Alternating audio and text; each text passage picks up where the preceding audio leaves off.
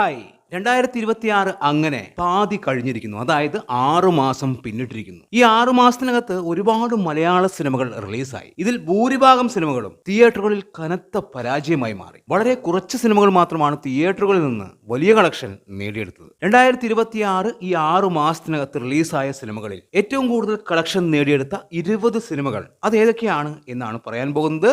ഞാനിവിടെ പറയുന്നത് IMDbയുടെ ലിസ്റ്റാണ്. ഒരുപക്ഷെ കളക്ഷനിൽ ചെറിയ മാറ്റങ്ങൾ പല സിനിമയ്ക്കും സംഭവിച്ചേക്കാം. IMDbയുടെ കണക്കിൽ ഏറ്റവും കൂടുതൽ കളക്ഷൻ നേടിയെടുത്ത 20 സിനിമകൾ. അതിൽ 20ാം സ്ഥാനത്ത് അനോമി. ഈ സിനിമ 4 കോടി ബഡ്ജറ്റിൽ തിയേറ്ററുകളിലെത്തി. വേൾഡ് വൈഡ് കളക്ഷനായിട്ട് 5 കോടി 30 ലക്ഷമാണ് നേടിയെടുത്തത്. ഈ സിനിമ ഒരു പരാജയ സിനിമയാണ്. സിനിമയുടെ കളക്ഷൻ 5 കോടി 30 ലക്ഷം രൂപ. 19ാം സ്ഥാനത്ത് അനന്തൻകാട്. ആര്യ നായകനായ സിനിമ വേൾഡ് വൈഡ് കളക്ഷനായിട്ട് നേടിയെടുത്തത് 5 കോടി 35 ലക്ഷം രൂപ. ഇപ്പോഴും ചില തിയേറ്ററുകളിൽ സിനിമ ഓടുന്നുണ്ട്. ഈ സിനിമയും കനത്ത പരാജയമായി മാറി.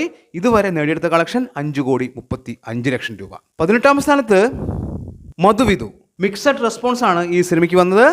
6 കോടി 80 ലക്ഷം രൂപ ഈ സിനിമ വേൾഡ് വൈഡ് കളക്ഷനായിട്ട് നേടിയെടുത്തു. പക്ഷെ സാമ്പത്തികമായിട്ട് വലിയ ലാഭമുണ്ടാക്കാൻ സിനിമയ്ക്ക് സാധിച്ചില്ല. ഈ സിനിമയും പരാജയം തന്നെയാണ്. 17ാം സ്ഥാനം ബേബി ഗേൾ എന്ന നിവിൻ പോളി ചിത്രമാണ്.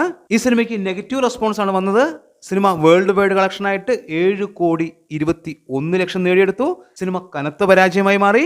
16ാം സ്ഥാനത്ത് സംഭവം എന്ന സിനിമയാണ്. ഈ സിനിമയ്ക്ക് പോസിറ്റീവ് റെസ്പോൺസ് ആണ് വന്നത്. 7 കോടി 60 ലക്ഷം രൂപയാണ് സിനിമയുടെ കളക്ഷൻ. അതായത് വേൾഡ് വൈഡ് കളക്ഷനായിട്ട് സിനിമ 7 കോടി 60 ലക്ഷം നേടിയെടുത്തു. ഈ സിനിമ ഒരു വിജയ ചിത്രമാണ്. അതായത് സാമ്പത്തികമായിട്ട് ലാഭമുണ്ടാക്കിയ സിനിമ എന്നാണ് പറയുന്നത്. 15ാം സ്ഥാനത്ത് പ്രതിച്ഛായ എന്ന നിവിൻ പോളി ചിത്രമാണ്. ഈ സിനിമ 8 കോടി 65 ലക്ഷമാണ് വേൾഡ് വൈഡ് കളക്ഷനായിട്ട് നേടിയെടുത്തത്. സിനിമ കനത്ത പരാജയമായി മാറി. 14ാം സ്ഥാനം വലതുവശത്തെ കള്ളൻ. ജിത്തു ജോസഫ് സംവിധാനം ചെയ്ത സിനിമ. മിക്സഡ് റെസ്പോൺസ് സിനിമയ്ക്ക് വന്നു.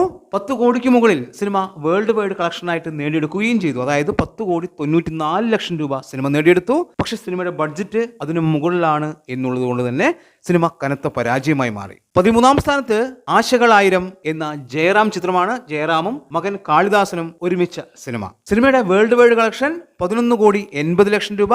ഈ സിനിമയും കനത്ത പരാജയമായി മാറി. 12ാം സ്ഥാനത്ത് കാട്ടാളൻ എന്ന സിനിമയാണ്. 16 കോടി 35 ലക്ഷം രൂപ സിനിമ കളക്ഷനായി നേടിയെടുത്തു. വലിയ ഹൈപ്പിൽ വന്ന സിനിമയാണ്. പക്ഷെ സിനിമ തിയേറ്ററുകളിൽ വൻ പരാജയം തന്നെയായിരുന്നു. വലിയ ബഡ്ജറ്റിലാണ് സിനിമ തിയേറ്ററുകളിൽ എത്തിയത്. 11ാം സ്ഥാനം മോളിവുഡ് ടൈംസ്. സിനിമയുടെ വേൾഡ് വൈഡ് കളക്ഷൻ 19 കോടി 25 ലക്ഷം രൂപ.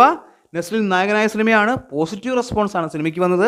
പക്ഷെ ആവറേജ് വിജയത്തിൽ സിനിമ ഒതുങ്ങി എന്നുള്ളത് എടുത്തു പറയുന്നു. ഇനി 10ാം സ്ഥാനം അവിടെ പള്ളിച്ചട്ടമ്പി എന്ന ടോവിനോ ചിത്രമാണ്. ഈ സിനിമയും കനത്ത പരാജയമായി മാറി. 20 കോടി 70 ലക്ഷമാണ് ഈ സിനിമയുടെ വേൾഡ് വൈഡ് കളക്ഷൻ. വലിയ ബഡ്ജറ്റിൽ വന്ന ഒരു സിനിമയാണ്. 9ാം സ്ഥാനത്ത് പ്രകമ്പനം എന്ന സിനിമയാണ്.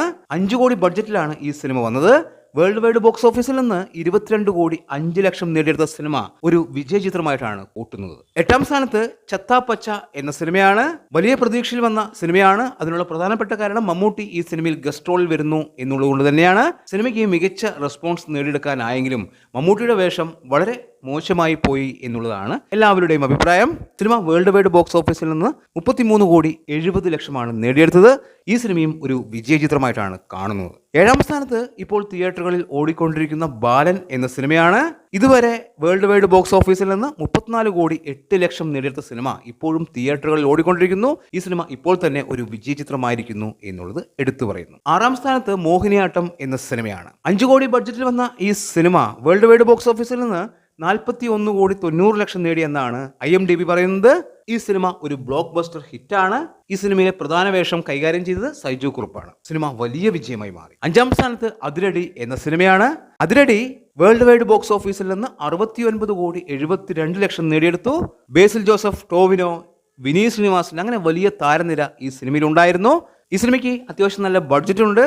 ഈ സിനിമ ഒരു സൂപ്പർ ഹിറ്റാണ് തിയേറ്ററുകളിൽ. 4ാം സ്ഥാനത്ത് പാട്രിയറ്റ് എന്ന സിനിമയാണ്. വലിയ ബഡ്ജറ്റിൽ വന്ന ഈ സിനിമ വേൾഡ് വൈഡ് ബോക്സ് ഓഫീസിൽ നിന്ന് 77 കോടി 10 ലക്ഷമാണ് നേടിയെടുത്തത്. അതായത് ഈ സിനിമയിൽ മമ്മൂട്ടിയാണ് നായകൻ. ചാക്കോച്ചനും ഫഹദും ഇതിൽ മുഖ്യ വേഷങ്ങൾ കൈകാര്യം ചെയ്തിട്ടുണ്ട്. ലാലേട്ടൻ ഗസ്റ്റ് റോളിൽ വന്നിട്ടുണ്ട്. എന്നിട്ടും സിനിമ കനത്ത പരാജയമായി മാറി. മലയാള സിനിമയിലെ ഏറ്റവും വലിയ പരാജയങ്ങളിൽ ഒന്ന് എന്നാണ് പാട്രിയോട്ടിനെ കുറിച്ച് എല്ലാവരും പറയുന്നത്. ഈ സിനിമ ഡിസാസ്റ്റർ ആണ്. സിനിമയുടെ കളക്ഷൻ 77,10,00,000 രൂപ. ആട് 3 ജയസൂര്യ നായകനായ സിനിമയാണ്. അത്യാവശ്യം വലിയ ബഡ്ജറ്റിൽ വന്ന ഈ സിനിമ, അതായത് 65 കോടിയോളമാണ് ഈ സിനിമയുടെ ബഡ്ജറ്റ് എന്നാണ് പറയുന്നത്.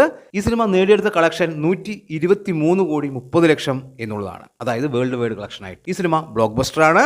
100 കോടി കടന്ന ആദ്യ മലയാള സിനിമ, അതായത് 2026 ആദ്യ സിനിമ ആട് 3 ആണ്. രണ്ടാം സ്ഥാനത്ത് വാഴ 2 ആണ്. വാഴ 2 വലിയ കളക്ഷനാണ് നേടിയെടുത്തത്. 236,20,00,000 എന്നാണ് IMDb പറയുന്നത്. Cinema all time block buster ആണ്. വലിയ വിജയം തിയേറ്ററുകളിൽ നേടിയെടുത്തു. വലിയ തരംഗമായിരുന്നു തിയേറ്ററുകളിൽ. ഒന്നാം സ്ഥാനത്ത് മോഹൻലാലിന്റെ ദൃശ്യം 3. ജിത്തു ജോസഫ് സംവിധാനം ചെയ്ത ഈ സിനിമ 2026 ഏറ്റവും വലിയ പണംവാരി പടമായി മാറി. 239,90,00,000 ഈ സിനിമ വേൾഡ് വൈഡ് ബോക്സ് ഓഫീസിൽ നിന്ന് നേടിയെടുത്തത്. സിനിമയ്ക്ക് മിക്സഡ് റെസ്പോൺസ് ആയിരുന്നു. എന്നിട്ടാണ് ഈ കൊലത്തൂക്ക് കളക്ഷൻ സിനിമ നേടിയെടുത്തത്. ഈ സിനിമയും ഓൾ ടൈം ബ്ലോക്ക് ബസ്റ്റർ ആണ്.